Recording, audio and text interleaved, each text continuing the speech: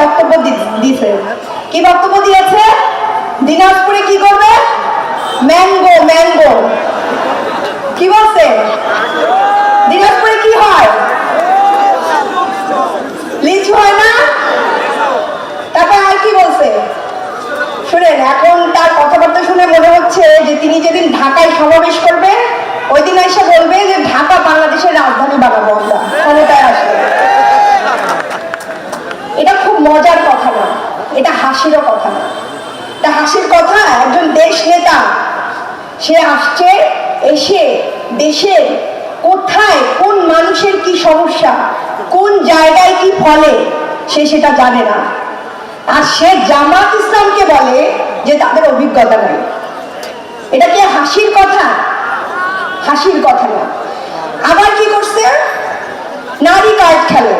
ওই একটা জিনিস পাইছে জামাতকে ঠেকানোর জন্য, একটা জিনিস যে জামাত ক্ষমতায় আসলে চাকরি করা নারীদেরকে চাকরি করতে দিবে না, জামাত ক্ষমতায় আসলে হিন্দু বোনদেরকে সিঁদুর পড়তে দিবে না।